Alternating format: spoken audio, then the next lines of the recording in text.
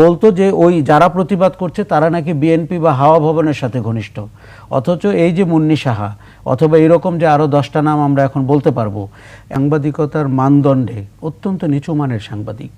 এবং আমরা গত 15 বছরে অনেক নিচু মানের সাংবাদিককে তারকা সাংবাদিক হতে দেখেছি, এবং অনেক নিচু মানের সাংবাদিককে অনেক ক্ষমতাবান মানুষ হতে দেখেছি, অনেক নিচু মানের সাংবাদিককে বিদেশের দূতাবাসে চাকরি নিতে দেখেছি।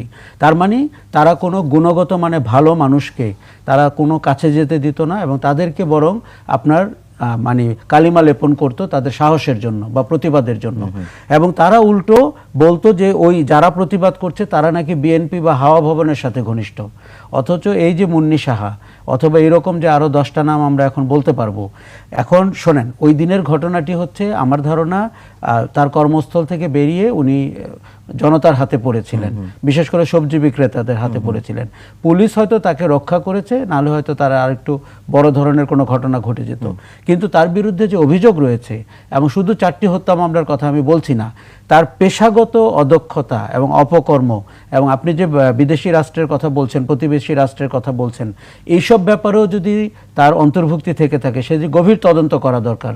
কেননা আমরা এই যে গোয়েন্দা সংস্থাটি রয়ের কথা বলছি, তার যে জাল বাংলাদেশের নাগরিক সমাজ, শিল্পী, সাহিত্যিক, বুদ্ধিজীবী এবং মিডিয়ার মধ্যে বিস্তৃত ছিল কিংবা এখনো আছে, সেটি কিন্তু পরিষ্কার। আজকে প্রতিদিন আমাদের ঘুম ভাঙে ভারতের প্রোপাগান্ডা এবং মিথ্যাচার নিয়ে, সেটি বিপণনের দায়িত্ব কিন্তু এরা এখনো পালন করে যাচ্ছে।